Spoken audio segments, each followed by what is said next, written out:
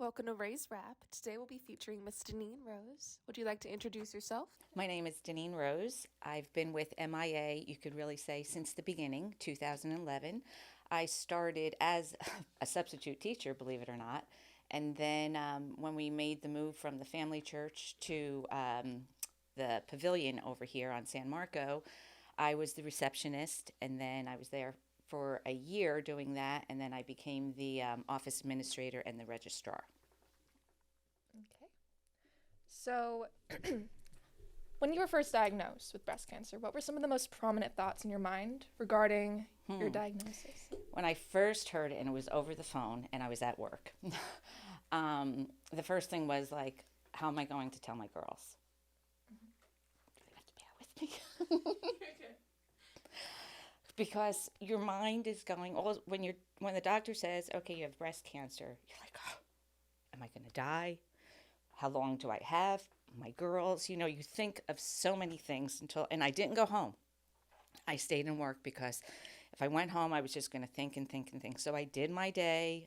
Obviously, I told Miss Scott, who was a huge, huge supporter and rock of mine.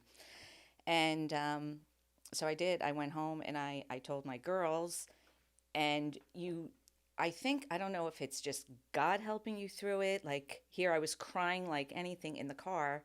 And then when I got home and I see my girls, I was like, I have to be strong for them. So let me just explain it. And I was doing it nice and like, yes, I have breast cancer, but we're going to get through it. As long as I have you two by my side, we're going to get through it. So that was like the most difficult thing that I had to do. You don't want to tell your girls that you might die. Yeah, of course. So I guess next up, like how did it feel having to accept what we would like consider the unknown? Very difficult, because I'm one person that on a normal basis I have to know what's going on. Right. And then to think like, and I kept this very private only because I know there are people out there that care for me and wanted to hug me and to do that, but I also felt that there's so many other distractions that would have came on saying, oh, well, my sister had it and they only gave her 2 months to live, or I had this. And then you have some people that like, you're strong, you're going to beat this. But I didn't want to have any of those distractions. I just wanted my immediate family, obviously my work family. Right. And that worked out well for me. Other people are different. They might want so many people around, but I just don't think I could have done that, because you just dwell on the negativity that you hear, even though the person's not saying it to you to be negative. They're just trying to open up your eyes, and I just didn't want to have any of those thoughts. Yeah. So you mentioned other people, and I know many other people struggle with like the concept of mortality. How did you manage your relationship with it?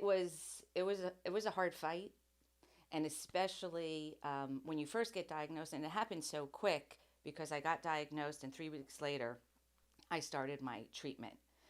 So you're thinking, oh, and at that point you still don't know what road you're going to go down. Right. So like you have no choice but to think negatively, because you have to be aware of all that stuff.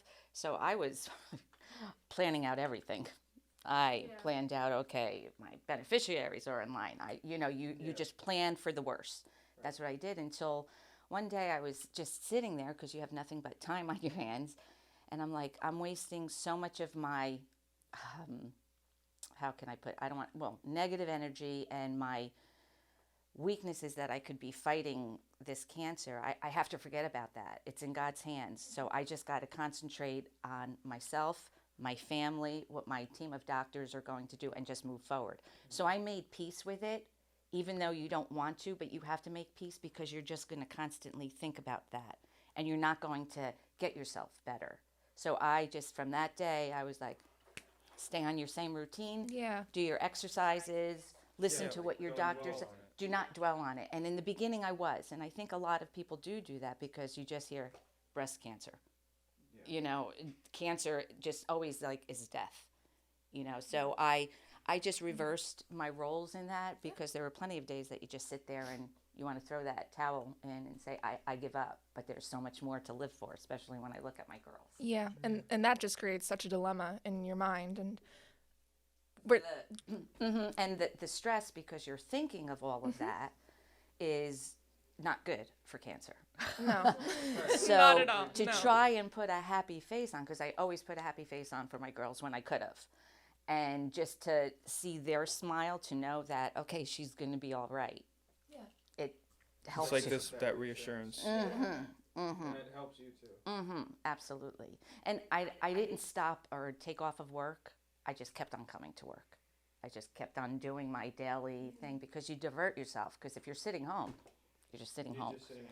And then you're thinking the worst case scenarios. You know, it's bad enough when you have to get in the car and go to the doctor's appointments, because you know that there's not going to be any good news at the end of that visit. So, would you say that there were days where, like, it was harder to keep the negative thoughts, like, Yes. out of mind? Yes, there was, especially when I was going through my chemo, because your mind, it's basically shot.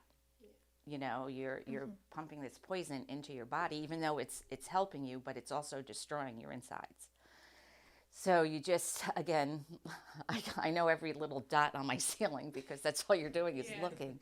You know, you can go in a dark place, but you just have to get that mindset and just keep on doing. Because if you don't, I know I probably would have been a loser.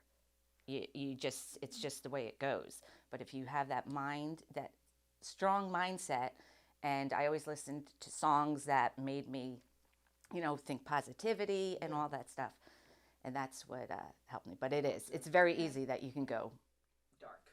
Did you ever have any like conflicting thoughts, whether, you know, oh, is this treatment going to work out? Is like, what's going to happen down the road? Yes, I did. But at that point, I was like, it's in my doctor's hands and it's in God's hands. There's really nothing that I could do at that point.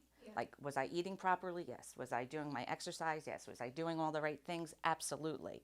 But you always have in the back of your mind, maybe it's not good enough, you know. So that's what you try and, you know, strive harder to get to that point of like, okay, it's going to work and I'm going to be good. So I know we talked about your girls, and how did your diagnosis affect your relationship with others alongside your children? It's, you get, your emotions are so out of whack that the littlest things that somebody could say that are meaningful are like, you dwell on like, okay, why did they say that? Do they know something that I don't know? You know, so it does affect to a certain extent, but again, it's all in your mind that you have to control that. But the bottom line is you have to worry about yourself. Yeah. And not worry about what anybody else or their thoughts or why didn't they help a little bit more or anything like that. And how did that affect your relationship with yourself?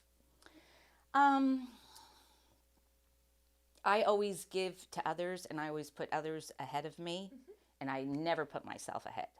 And I could have probably prevented the depth of my breast cancer, but I kept on putting myself down. Oh, no, I'll go next month. Oh, no, I have a wedding to go to. Oh, no, I can't do that. I'm like, oh, my daughter's graduating. I can't. So there's always things. So that's one thing you have to listen to your body.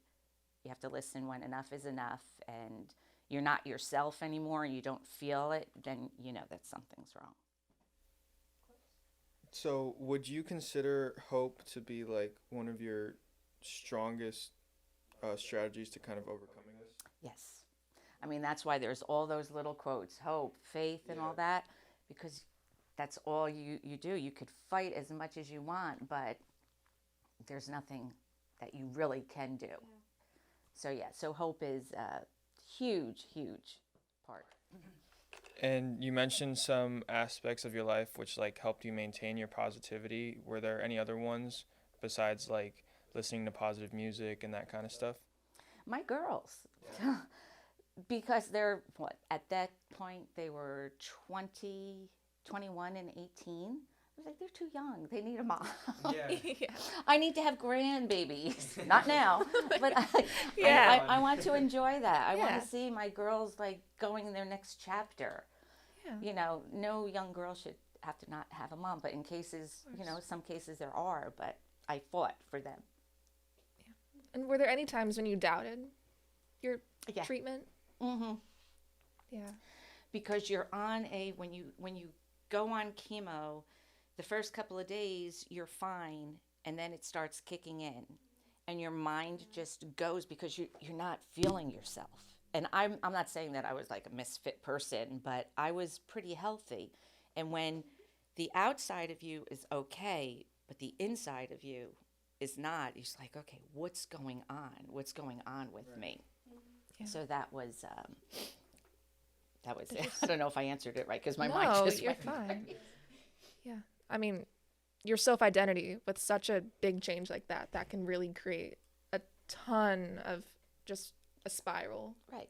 And then you also think ahead, okay, because after chemo, I had a mastectomy, a double mastectomy. But from the beginning, even when I knew what stage I was at, I had that mindset, I'm getting rid of both of them.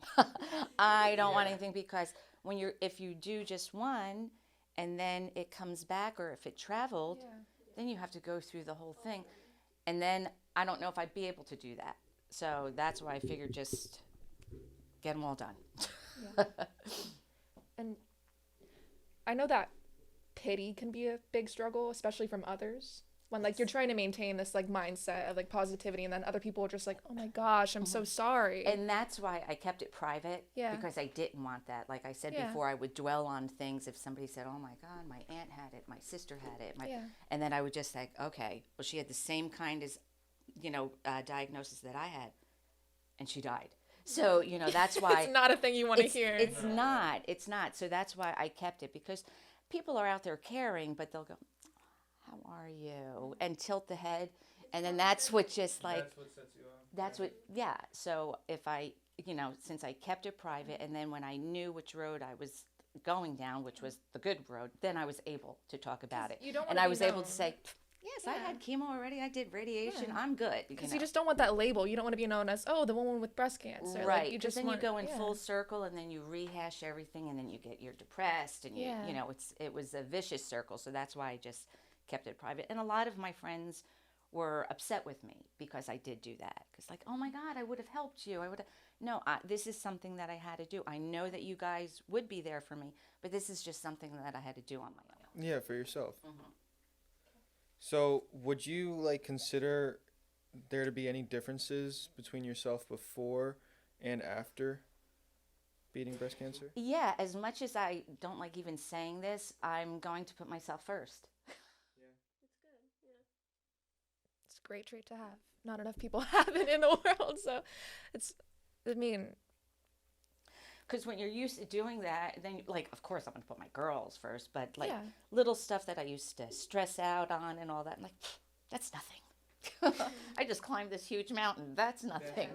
Yeah, so, but to put myself first. Would you say that your overall perspective has like changed, and like how has it changed? Enjoy life to the fullest. Never have a regret. Never have regret. And I know what regrets, there's risks that you have to do, but take that risk. Do it. Do it, because that's all you think about when you are in a situation that, oh, am I going to make it or not? You're like, oh, well, maybe I should have done that. Maybe I should have made up with this group of friends. You want to, you don't want to have anything in your mind. Just live life to the fullest. And never go to bed mad. Never, to always have that light of life in you. Right. And all, because it can be taken away Of course. in a second. Yeah. I mean, that's just such an impactful thing to hear, because like you hear it every day. Oh, don't take life for granted, but No, you do, and you don't know about it until you Yeah. go through like this. Because Yeah. I mean, I enjoyed life, but I never really enjoyed it to the way I Yeah. really should have after experiencing and this. not enough people realize that until they're put in a position Until like they're you put- were, where right. they're forced to make that realization. To make it, and if you don't make that realization, you don't come to peace with it. You're just not going to be. So you just have to keep on looking forward. Of course, there's a lot of bumps in the road, and just stay strong and keep your faith. Keep your faith. As Jorge and I like to do is just dance after it. Yeah. You go. Just dance. All right. All right. Well, that's all we had prepared today. Is there anything else you wanted to add? No, I'm good right now. Okay. Thank Perfect. you guys very much. Thank you so much for doing this. Appreciate it. Yeah.